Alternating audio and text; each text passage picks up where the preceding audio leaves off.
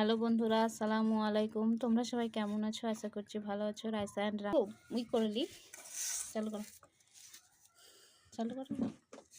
Raisa and Ramisa কিচেনে আজকে হবে চিতই পিঠে। সেই জন্য দেখো আমি চালের গুঁড়ো নিয়ে নিয়েছি। এবার এটাকে গুলিয়ে নেব। শুকনো চালের গুঁড়ো, এটা ভেজানো নয়, শুকনো, এটাতে ভালো হয় পিঠে। এবার দেখো ঠান্ডা জল নিয়ে নিয়েছি, অল্প অল্প করে জল দিয়ে গুলিয়ে নিতে হবে। এর মধ্যে একটু লবণ দিয়ে দিলাম। এবার এটাকে গোলাতে থাকবে।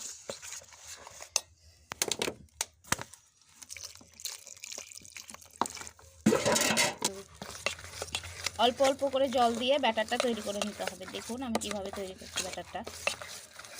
ভালো লাগবে।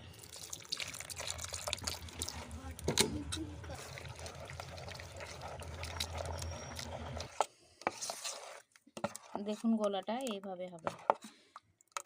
সবাই তো চাল ভিজিয়ে তারপরে গুঁড়ো করে চিতই পিঠা করে, কিন্তু শুকনো চাল আমরা পিষেছি মিলে দিয়ে, শুকনো চালে এটা খুব ভালো হয়।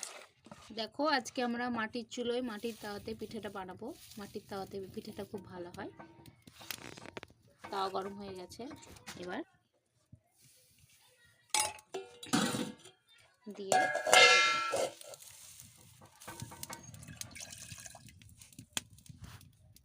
সেই জন্য থালা দিয়ে ঢেকেছি এবং চারিদিকে দেখো ন্যাকড়া দিয়ে মুখটাকে বন্ধ করে দিয়েছি।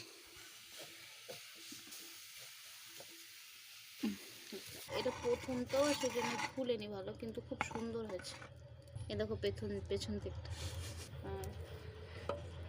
আমাদের 2 নম্বর পিঠে তৈরি হচ্ছে। দেখুন আমাদের 2য় নম্বর পিঠে আমি খুলতে যাচ্ছি। খুলেছে, দারুণ হয়েছে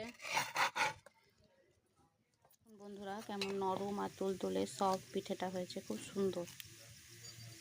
পেছন দিকেও পুড়েনি। দেখুন বন্ধুরা আমরা কিসে জাল দিচ্ছি, সরষের কাঠি, চিনতে পারছেন? দেখুন কত সুন্দর ফুলেছে পিঠে। দেখুন কত সুন্দর ভালো ফুলেছে। এই পিঠেটা যদি বাচ্চারা আবদার বা বায়না করে, তবে মানে চালের গুঁড়ো থাকলে ঠান্ডা পানি দিয়ে খুলে শর্টকাটে হয়ে যায়। পিঠেটাকে আমি ভিজাবো, সেজন্য দুধ আর খেজুরের গুড় দিয়ে একটা রস তৈরি করে নিয়েছি। এবার এর মধ্যে পিঠেগুলোকে দিয়ে